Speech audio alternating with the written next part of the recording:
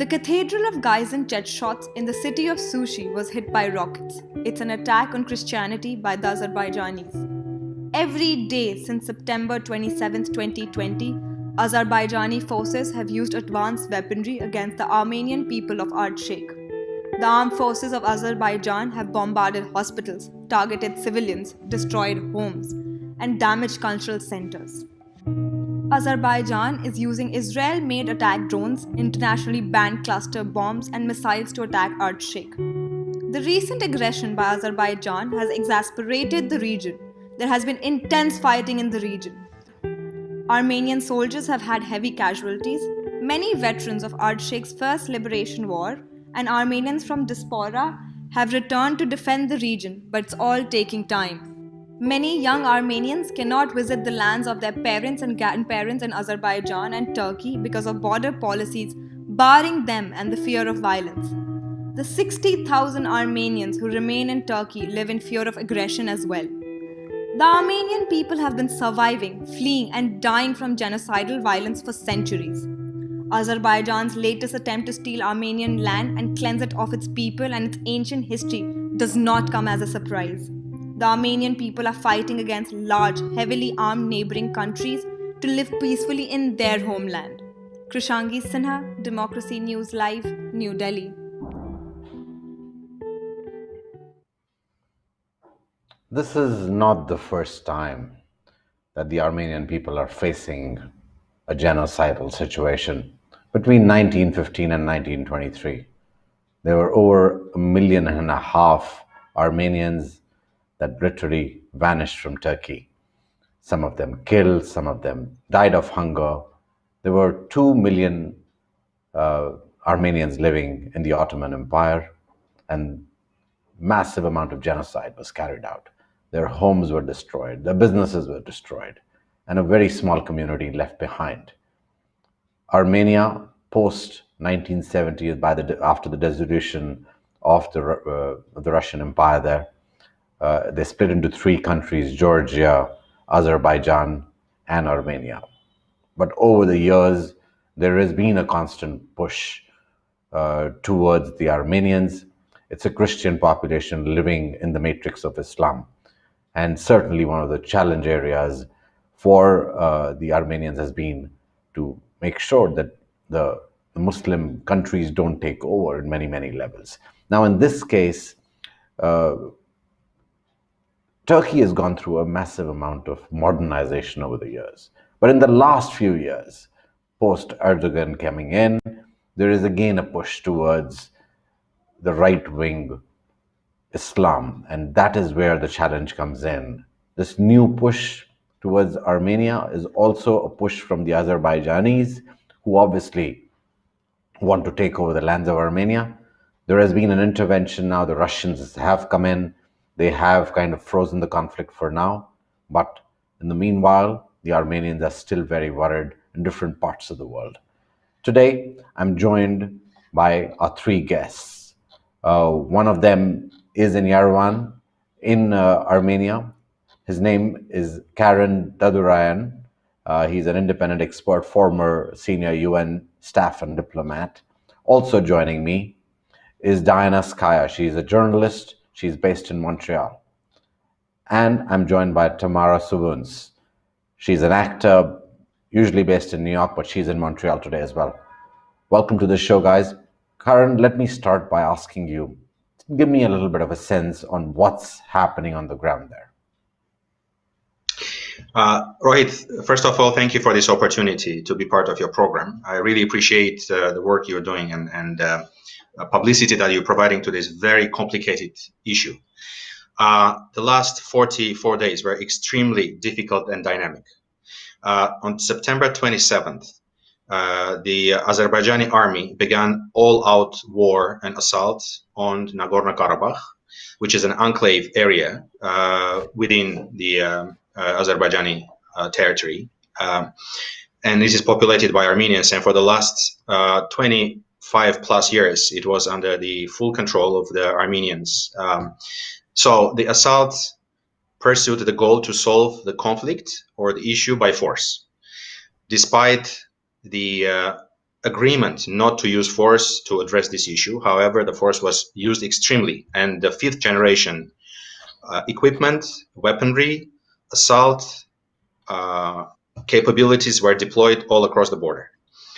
Fast forward, right now we're in a ceasefire. There was a change of lines of control, and basically the Russian peacekeepers now are deployed along the line of contact, but the future is very uncertain. Good thing is the war, the killing has stopped, it seems. There are 2 days.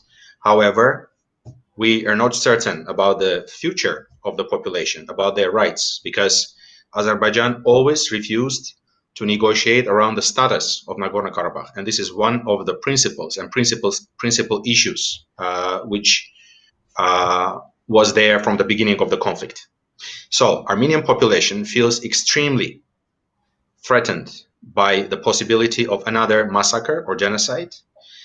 If you were following, you would see that the Genocide Watch organization, which is a very reputable global organization assessing the risk of genocide in different conflicts, assigned the rating of 9 out of 10 to the situation of Armenians in Nagorno-Karabakh. So what we're expecting now is that there'll be another exodus of Armenian population from those territories. We already have more than 90,000 Armenians out of 150,000 of the Nagorno-Karabakh population currently based in Armenia, mostly women and children, while their men were fighting for their land. But with this situation, as the Armenian forces will be moving out of the territory, we expect that population, most of the population, out of fear for their life and for their survival, will be again moving out. So we're facing another reiteration or another round of genocidal assaults on the Armenian population. And this is extremely unfortunate. So there is a lot of worries among people in both in Armenia and in Nagorno-Karabakh, and we face very uncertain future for now. Thank you. Let me bring in Diana Skaya. Diana, as you watch what's going on the ground in Armenia, how worried are you? Well, first of all, Rahit, it worries me very much because if I take it from the personal aspect, my roots lie deep within Nagorno-Karabakh, Shushi specifically. So for me, it's very heartbreaking to see this. Right? We're also talking about right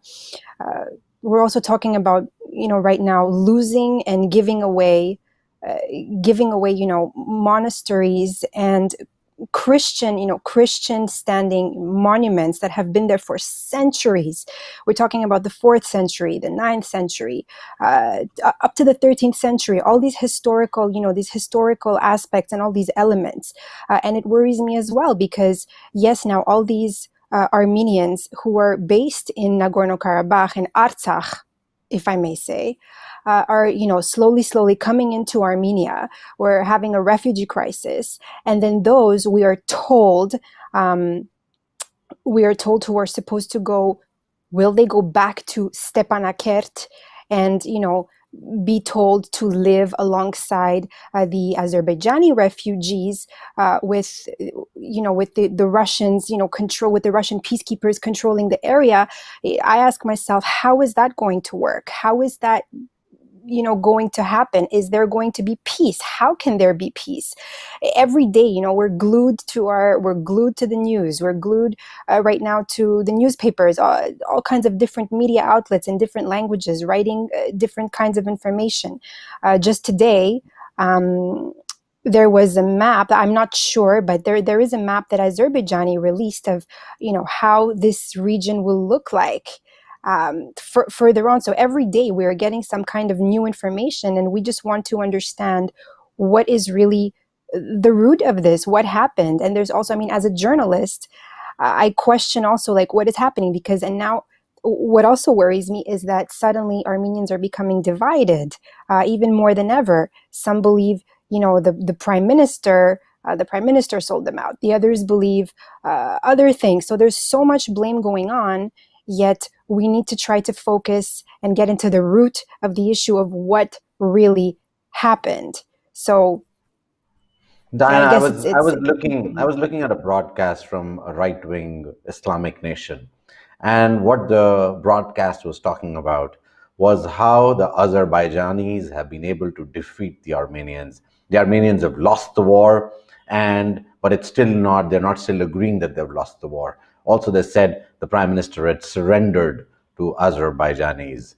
And that is the kind of perspective there was. Obviously, you have to remember there's a background to this. The whole concept of Islam is about the day of resurrection at many, many levels. Whenever I've met terrorist groups, they talk about taking over lands. The same thing happens in Kashmir. I was talking to one of the terrorist groups in Pakistan, and he mentioned that Kashmir was one of the first steps for them to maybe take over and then the rest of the world, because the day of resurrection can only be reached when the whole world becomes Islamic. So Armenia certainly is one of those steps for them, and the rest of the world looks at it. I've also seen the history of Armenia, where all of these lands where the Armenians lived were literally wiped clean of the population. Their shops and their workshops and their homes were completely crushed. So absolutely, ethnic cleansing. It was an ethnic cleansing. Massive amounts of Armenians were killed through those years. Tamara, you sit in Montreal today, and you obviously have been talking about this for a while and what happened in the past. And everybody knew that this threat continued to exist. Explain to me, when you look at the challenge that you see in front of Armenia, what's your perspective on it? Well, I'm speaking, I guess, as a member of the diaspora. I'm a first-generation Canadian, and still have family and very close ties to Armenia. I guess I would like to point to 2018 specifically, which is the year of the Velvet Revolution, when Armenia successfully was able to peacefully, through street protests, unseat the oligarchic leaders who had changed the constitution to remain forever in power. At least that's the impression or the clear intent. And it was a momentous occasion, I think, for Armenia. It's a breath of hope, the idea that we are finally moving towards a democracy. And, this was, I think, in part a prise de conscience, so a kind of, understanding that, we have ideals and we have hopes and we want a future and there is a vision. Looking at this now, and what is, I think, been heartbreaking since September 27th has been this concept that all of that might go to waste, all of that hard work might be completely undone. I think from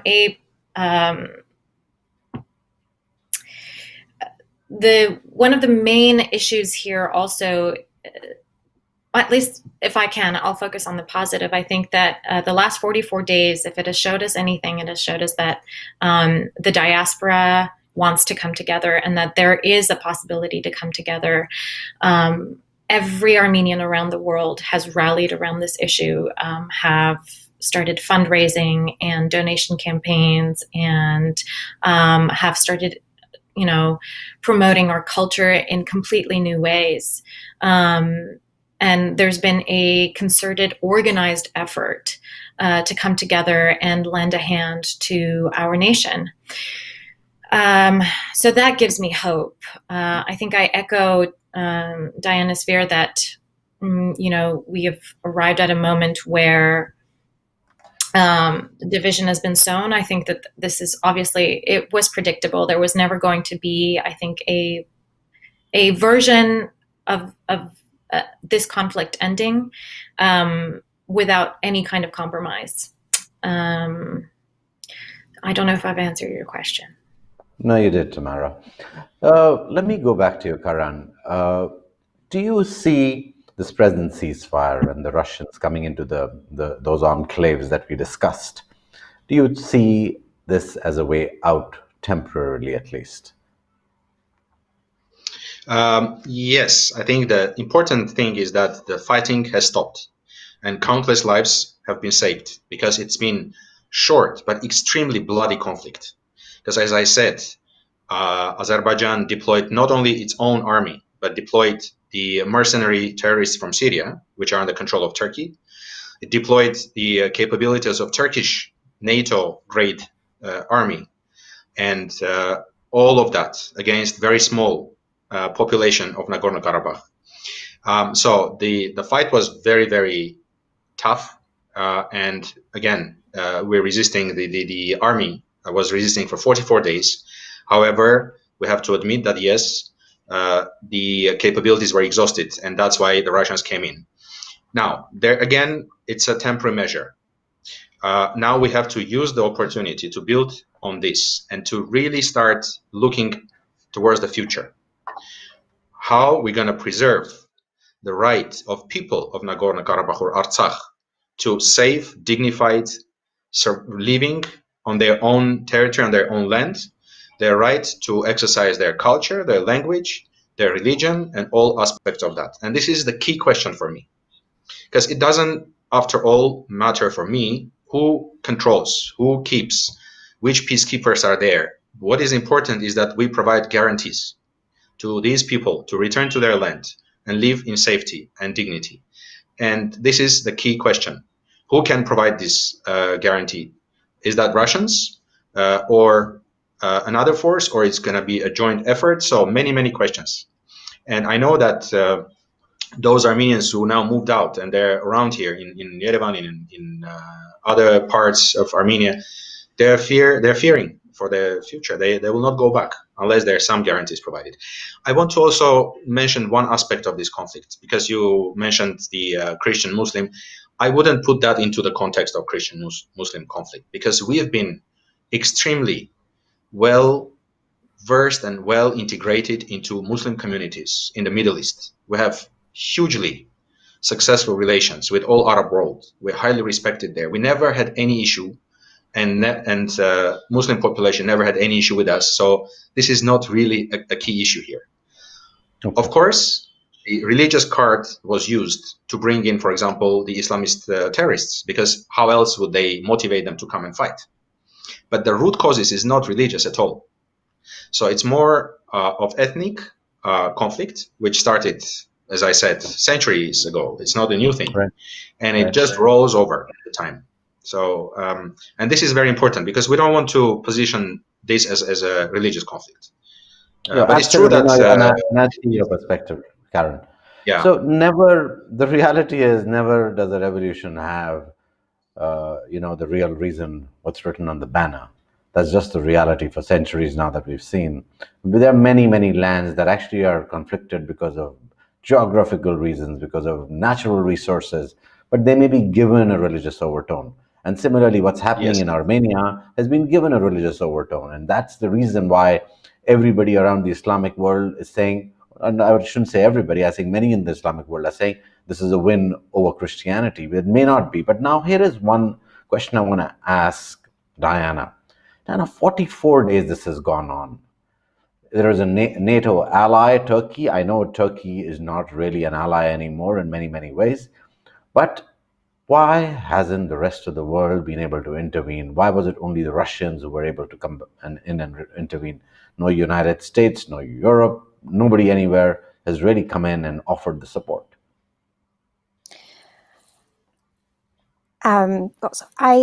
Rahid, I am not an expert on that. I'm not a diplomat. I think the question would be, the best person to be able to answer the question would be actually Karen. But I can tell you this: the Armenian community worldwide, like Tamara had mentioned earlier, united together on bridges, in cities, closing highways, all over the world, creating this fund, trying to get all this money to be sent to the relief of Artsakh and to help the soldiers, and sending sleeping bags and clothes and all of that. And we're going to protest in front of media news outlets, to protest, in front of government offices. And since forever, I would say that unfortunately, if we can call it, our voices are not heard. We do understand Turkey, yes, is a NATO ally, or was a NATO ally, however you would like to call it. And Armenia is, unfortunately, geographically, we're not very lucky. And it's a small country, and for generations, why during the genocide, yes, there was help, but not really. Again, and through all these years, we see all of this happening. Why would, they come into, step in to help out Armenia when Turkey, we all understand, Israel has deals with Turkey, with Azerbaijan, so does the United States. They see them as a very big asset, as a very big ally, and they're afraid to ruin that relationship with Turkey, or sanctioning them, and so what? So, and I understand that perspective as well. But my question is, does the diaspora, you live in Canada, so does Tamara, live between New York and Canada, are you angry at the governments there, and why didn't they speak up enough, or why didn't they take any action? Because they certainly were capable of taking action. The question here remains, were they really capable of taking action onto what I believe is a country or a nation that, regardless of what, continues doing what it wants and has been doing what it wants for centuries? There were 3 ceasefires signed before the last 4th one, between Azerbaijan and Armenia, yet the shelling continued. So, they don't listen. When, they wanted they had their goal, and they went for their goal, right? So, I ask myself, yes, of course, as an Armenian population, we are not happy that our governments and that our news media outlets were not mentioning the conflict enough, or some media outlets in Canada, for instance, there have been for days and days Armenians marching outside, yet the one day that the Azerbaijanis marched along the road, the news media outlet, I won't mention who, released an entire article about them. So again, what is the root of that? We can all be angry, but really, what can they do? What were they? They could have done, but would the other party have listened? Would Azerbaijan listen after all these ceasefires were signed? After any president or government could have said something, they will still continue it. And even if there was some kind of peace, even like it was back in 2018, after those few days, would they have stopped? I personally don't think so, until they got what they wanted. And certainly when you're bringing in Syrian mercenaries, there was also talks about bringing in fighters from Pakistan and from Afghanistan as well. So when when they're going on with that goal, who is going to listen, right? How can they? In a sense, what would they have done? Or would have they brought the Canadian army or the U.S. military over there too? No, this is technically Russia's war, right? Or Russia's territory, if we may call it that way. I hear what you're saying. So it's their territory. It's between Turkey and it's between Russia, and it's their base, right? I hear what you're saying. I think what we can say here is a little bit upsetting, quite upsetting, is all the calls that Armenia made to Russia, right, to help during that ceasefire time and all. Russia stood back and didn't really do anything until now. All of a sudden, this deal is brokered, and now we are going to send you our peacekeepers. We needed those people, right?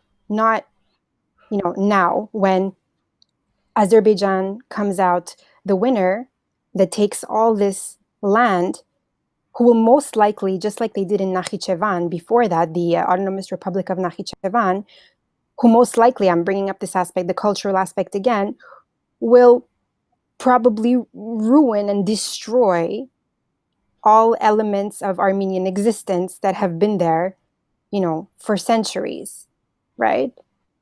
Right. Tamara, what would you like to see unfold from here on if you were to, appeal to the rest of the world to kind of weigh in and do what they best can? What would you like them see doing? Like, what should they be doing? I also thank you. I quickly also want to add on to Diana's question that why did nobody intervene? I think it's very clear that we are at a time where everybody is focused on internal politics, and I think that there was a lack of political will to intervene, and I think that it also had to do with the fact that there is no national interest for any outside party in intervening. This is very clearly why I think Israel kept selling weapons to Azerbaijan. Azerbaijan is their ally in the Muslim world. So to piggyback that onto answering your question, there is a kind of loss of faith in democracy or in political goodwill, if there ever was such a thing.